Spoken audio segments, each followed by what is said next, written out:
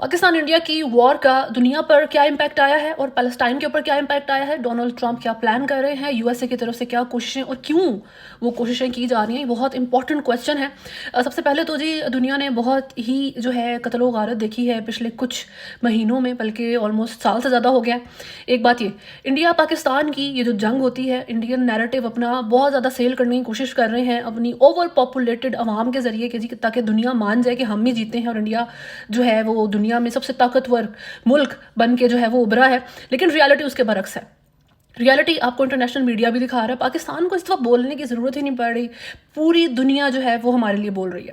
ایک بات تو یہ ہو جاتی ہے، لیکن اس کا جو انفلوئنس ہے اس جنگ کا کہاں تک گیا ہے، مڈل ایسٹ تک اس کے جو اثرات آئے ہیں۔ ڈونلڈ ٹرمپ صاحب جو ہیں اس وقت نوبل پرائز کے لیے نامینیٹ ہوئے ہیں ان کو دینے کی کہ جی اب آپ سب سے زیادہ پیس بنانے والے پریزیڈنٹ ہیں تو آپ کو نوبل پرائز دیا جائے گا۔ ڈونلڈ ٹرمپ کا اس پر ریئیکشن کچھ اس طریقے سے تھا کہ وائی ناٹ، یہ مل رہا ہے، جو اچھی چیز مل رہی ہے لیتے جاؤ۔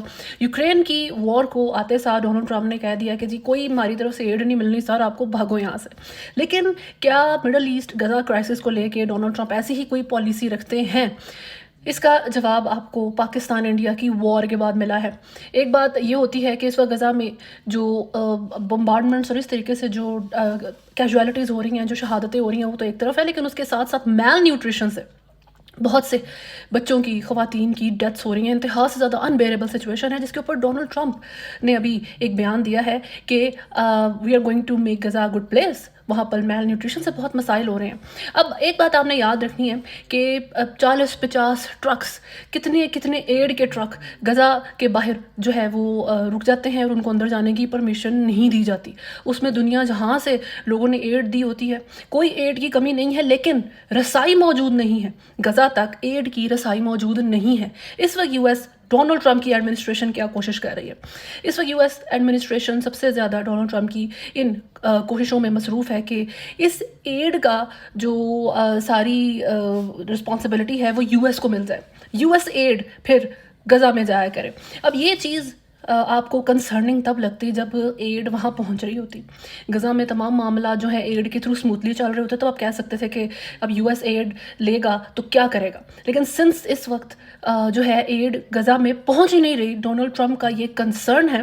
بہت ہی میرا خیال ہے پازیٹیو خبریں ہمیں یو ایس کی طرف سے آ رہی ہیں ریسنٹلی، تو ڈونلڈ ٹرمپ صاحب کا یہ کنسرن ہے کہ وہاں میل نیوٹریشن سے مسائل ہیں، he does understand that there are so many issues, کہ وہاں پر ایڈ روک لیتے ہیں، وہاں پر مسائل ہیں، اور اس کو یو ایس اپنی پالیسی کے تھرو ڈائریکٹلی ہینڈل نہیں کر سکتا۔ جس طرح وہ یوکرین کو کہتا ہے کہ بس اب تمہیں ایڈ نہیں ملے گی، اب تمہیں یو ایس کا جو ہے کوئی پیسہ نہیں ملے گا اس جنگ کو جاری رکھنے کے لیے، تو کچھ سرٹن ممالک ہیں جس طرح سے اسرائیل کے معاملات ہیں کہ وہ ڈائریکٹلی نہیں کہہ سکتا کہ آپ کو میں اب ایڈ نہیں دوں گا۔ اس کا طریقہ ڈونلڈ ٹرمپ صاحب نے جو ایک بہت وائز طریقہ ہے وہ یہ ہے کہ یو ایس ایڈ جو ہے پھر غزہ میں جائے گی، اینڈ ریممبر دیٹ کہ جب یو ایس ایڈ جو ہے وہ جایا کرے گی غزہ میں، اس کو روکا نہیں جائے گا، وہ اپنی ڈیسٹینیشن پر پہنچے گی۔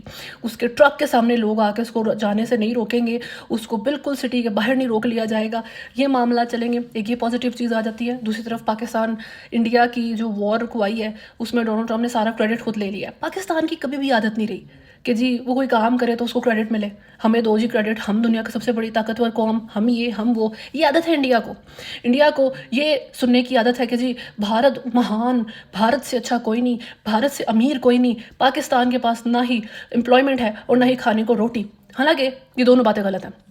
تو ڈونلڈ ٹرمپ صاحب نے جب سیز فائر کی ساری جو کریڈٹ ہے وہ خود لیا ہے، India is almost dead because of that. مر گئے ہیں وہ لوگ، مر گئی ہے ان کی عوام، مر گئی ہے ان کی گورنمنٹ یہ سن کے کہ او مائی گاڈ، بالی ووڈ میں تو ایسا نہیں ہوا تھا، اکشے کمار نے تو ایسا نہیں کیا تھا، اجے دیوگن تو ایک بائک کے اوپر بیٹھ کے آ گیا تھا اور پوری دنیا نے اس کی تعریفیں کی تھی کیونکہ وہ اتنے اچھے طریقے سے وار جیتا تھا۔ سر جب سٹاک مارکیٹ منڈے کو کھلی ہے تو پاکستان کی جو ہے وہ بوم کر گئی ہے، آپ کی جو ہے وہ تھوڑی 3% تک گئی ہے، پاکستان کی 9.4% تک جو ہے سٹاک مارکیٹ گئی ہے وار کے اگلے ہفتے شروع ہوتے ساتھ۔ اس کے بعد جی آپ نے رفیل تباہ کر دیا، برباد کر دیا پکڑ کے، اس کی ساری جو اس کی پرائز ہے، اس کی مارکیٹ آپ نے جو ہے وہ ڈسٹروائے کر دی ہے۔ آپ نے جو چائنیز ٹیک ہے اس کی مارکیٹ دنیا میں ایسے اوپر گئی ہے کہ ایجپٹ اور جو ہے آذربائیجان اور اس طرح کے جتنے ممالک ہیں وہ چائنا کو کہہ رہے ہیں کہ بھائی ہمارا اسلحہ بنا کے دو۔ پہلے سب امریکہ کو کہتے تھے کہ ہم اس سے امید لگاتے ہیں کہ یہ ہمیں اسلحہ بنا کے دے، تو امریکہ نخرہ کرتا تھا کہ ہمارا اسلحہ ہر ایک کے لیے نہیں ہے، اتنے پیسے ہیں تو دو۔ اس کے ساتھ ہم سینکشنز الگ لگائیں گے، اسلحہ بھی دیں گے. یہ ہے یو ایس کی پالیسی.